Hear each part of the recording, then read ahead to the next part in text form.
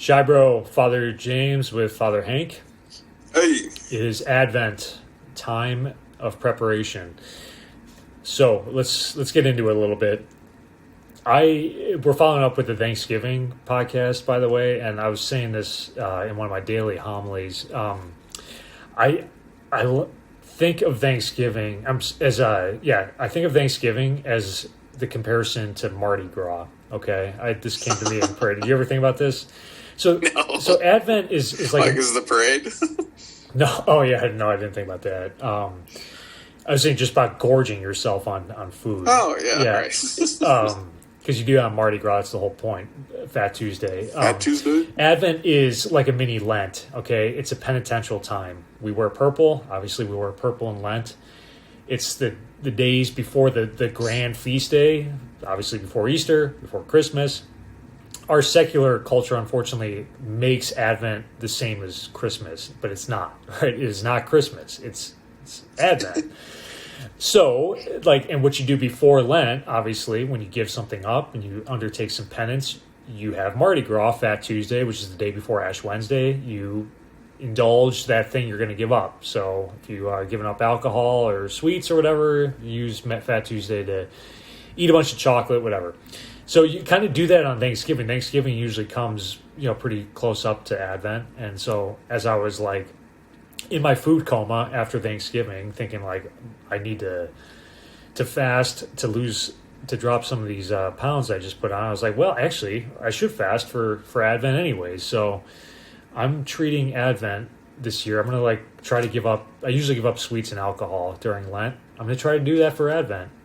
So no Christmas cookies for me. Yeah. You can still drop them off and the seminarians can eat them and get diabetes, but I will save my diabetes for Christmas Day. So that's one little connection. Did you ever think about that? No. Wow. All right. So you just learned something from me, Father Hank. I'm always learning from you. Yeah, sure. But I'm right though, right? I'm not making that up. Advent's penitential.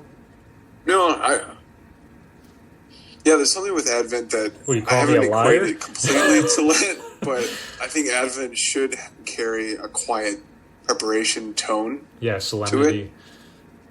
To it. Yeah. Time for silence and waiting. But I've wasted so many Advents with cramming for finals and exams that this is the first year where I get to kind of really enjoy the spiritual fruit of maybe Advent and kind of think about it deeper. As a priest and preaching. Well, but you're not the only one, right? Now, it might not be finals that people are cramming for, but they do Christmas shopping, right? You're Christmas shopping, Christmas parties, and setting up Christmas decorations, and Advent becomes a very busy, hectic, noisy time of year, right? For people. And in fact, it should be, or students who are, studying for finals, whatever level you're in. Whereas it should be a time of simplicity and quiet and restfulness, right? Blowing out the candle. I was preaching on Christ the King. I thought it really didn't dawn on me until this year that we end ordinary time with Christ the King and we enter into Advent.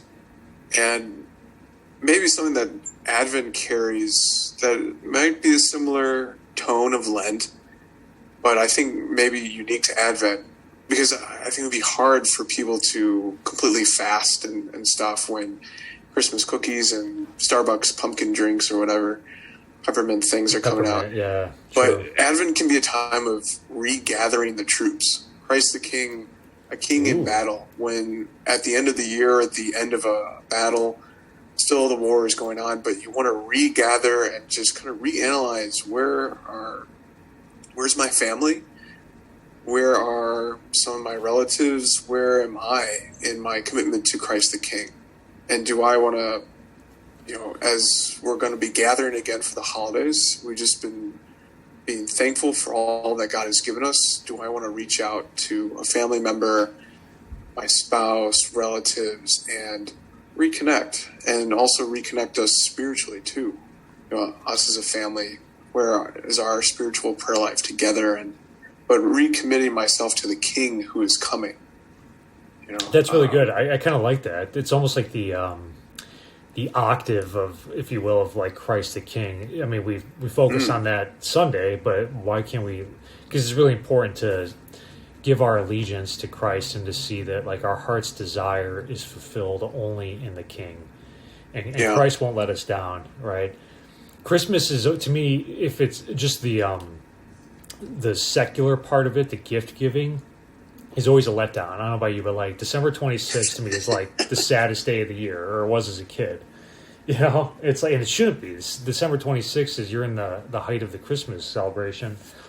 But it's like you got all your gifts, and then usually the gift's disappointed, or there's something you didn't get, so you focus on that, like how you got coal or something instead of so it's like you put all this hope in the material thing, and you get let down. Whereas you focus on Christ the King and your allegiance to Him and following Him, which isn't just a one-day affair, and that'll satisfy more deeply than any sort of present would, or pumpkin, or not peppermint spice drink would.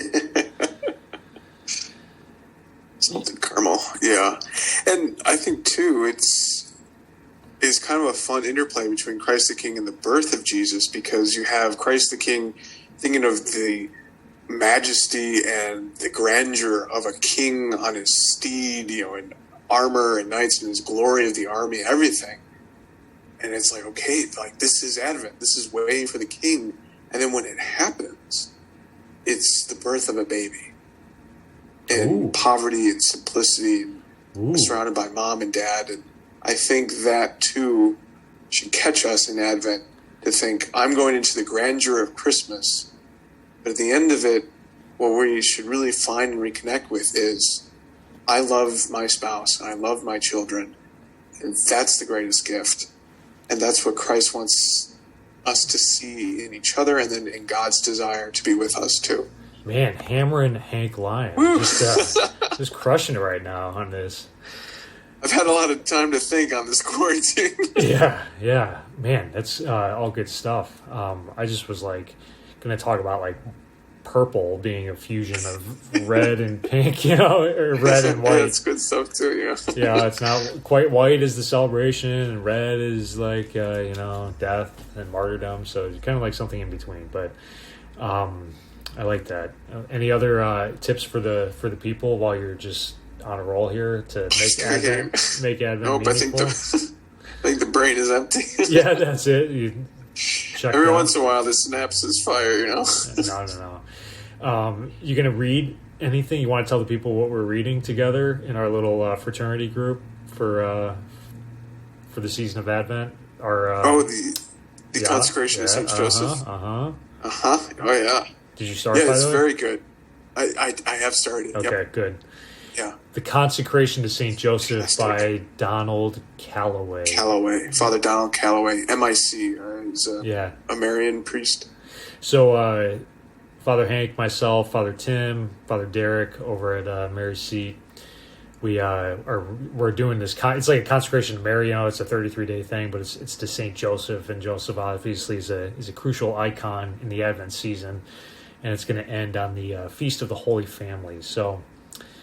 Maybe friends, you could if you don't want to give up chocolate or alcohol for Advent, maybe do something like you would in Lent. Also, maybe pick out a book for an Advent book, or extra time in prayer, whatever. But try to make this a good a Lent, a good, deep, prayerful, spiritual, quiet time, and your Christmas will be all the better for it.